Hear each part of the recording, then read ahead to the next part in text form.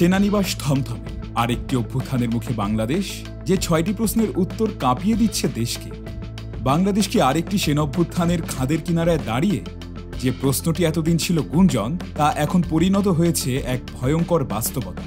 আন্তর্জাতিক অপরাধ ট্রাইব্যুনালে দেশের সাবেক ও বর্তমান মিলিয়ে প্রায় ২৬ জন শীর্ষ সেনা কর্মকর্তার বিরুদ্ধে গ্রেপ্তারি পরোয়ানা জারি হয়েছে। সেনাপ্রধান জেনারেল ওয়াকারুজ্জামান চেষ্টা করেও যা আটকাতে পারেনি। এই একটি ঘটনাতেই সেনানিবাসের ভেতরে জ্বলে উঠেছে ক্ষোভের আগুন। গতকাল রাতে ৫৬ জন উচ্চপদস্থ সেনাকর্তার গোপন বৈঠক সেই আগুনে ঘি ঢেলেছে। আজকের প্রতিবেদনে আমরা ব্যবচ্ছেদ করব সেই ৬টি গুরুত্বপূর্ণ প্রশ্নের, যার উত্তরের ওপর নির্ভর করছে বাংলাদেশের ভবিষ্যৎ। প্রশ্ন ১, কেন সেনার বিরুদ্ধে এই আত্মঘাতী সিদ্ধান্ত নিল ইউনূস সরকার? সরকারি ভাষ্যমতে এই সিদ্ধান্ত নেওয়া হয়েছে র্যাব, ডিজিএফআই এবং টাস্ক ফোর্স ইন্টারোগেশন সেলে সংঘটিত গুম, গোপন আটক এবং অমানবিক নির্যাতনের অভিযোগের ভিত্তিতে। কিন্তু পর্দার আড়ালের খবর আরও ভয়ঙ্কর। ভারতীয় সংবাদ মাধ্যম IANS এর এক বিস্ফোরক প্রতিবেদন অনুযায়ী ইউনূস সরকার ইরানের ইসলামিক রেভলিউশনারি গার্ড বা IRGDর আদলে বাংলাদেশকে একটি ইসলামিস্ট রাষ্ট্রে পরিণত করার পথে হাঁটছে।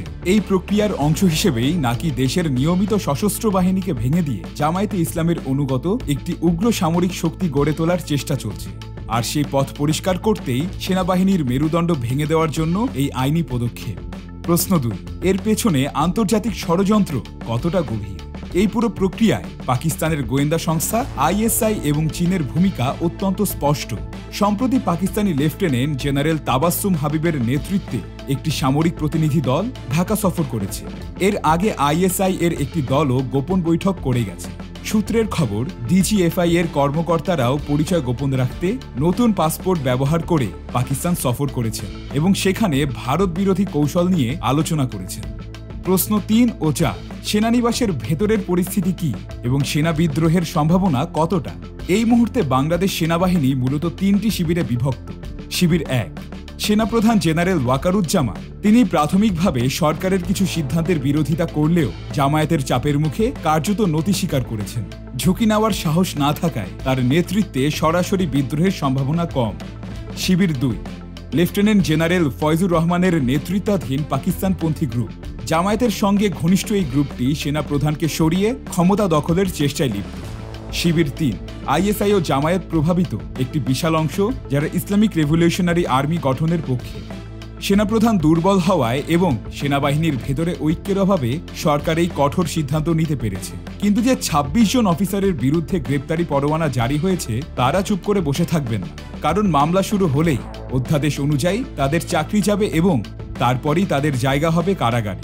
নিজেদের অস্তিত্ব রক্ষার্থেই তারা রুখে দাঁড়াতে বাধ্য। আর তাদের সঙ্গে সেনাবাহিনীর একটি অংশ যোগ দেবে তা নিশ্চিত। প্রশ্ন ৫ ও ৬, গোপন বৈঠকের সিদ্ধান্ত কি এবং সরকার পতনের সম্ভাবনা কতটা? গতকাল রাতের সেই ৫৬ জন সেনাকর্তার বৈঠকের খবর ISPR প্রকাশ করে, যা খুবই স্বাভাবিক।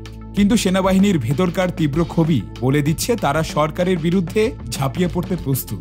এই পরিস্থিতিতে সরকার পতনের সম্ভাবনা তীব্র, কারণ সেনাপ্রধান এখন নামে মাত্র প্রধান। আসল নিয়ন্ত্রণ চলে গেছে জামায়াতপন্থী ও পাকিস্তানপন্থী গোষ্ঠীর হাতে।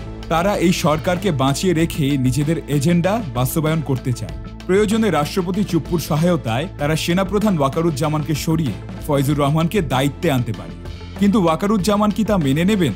আর ভুক্তভোগী অফিসারদের বিদ্রোহ কি তিনি সামলে দিতে পারবেন? এই ত্রিমুখী সংঘাতেই সরকারের পতন অনিবার্য হয়ে উঠতে পারে। এই জটিল পরিস্থিতিতে শেষ প্রশ্ন, ভারত কি চুপ করে বসে থাকবে? উত্তর হলো না। ভারত কখনোই চাইবে না তার দোরগড়ায় ISI এবং ইসলামী জঙ্গিদের একটি অভয়ারণ্য তৈরি হোক। বাংলাদেশ সেনাবাহিনী যদি সরকারের বিরুদ্ধে রাস্তায় নামে এবং অভ্যুত্থানের পরিস্থিতি তৈরি হয়, তবে ভারত নিজের নিরাপত্তা ও সার্বভৌমত্ব রক্ষার্থেই ঝাঁপিয়ে পড়তে পারে। সুতরাং বাংলাদেশ এক অভূতপূর্ব সংকটের দ্বারপ্রান্তে। একদিকে অভ্যন্তরীণ বিদ্রোহের শঙ্কা, অন্যদিকে আন্তর্জাতিক হস্তক্ষেপের হাতছানি। আগামী কয়েকটা দিনই হয়তো বলে দেবে বাংলাদেশের ভাগ্যাকাশে অপেক্ষা করছে গণতন্ত্রের নতুন ভোর নাকি এক দীর্ঘ অন্ধকার রাত। এতক্ষণ দেখছিলেন ইকো অফ বাংলাদেশ। প্রতিদিনের এমন নিউজ আপডেট পেতে সাবস্ক্রাইব করুন আমাদের চ্যানেল, সেই সাথে অন করে রাখুন বেল আইকন।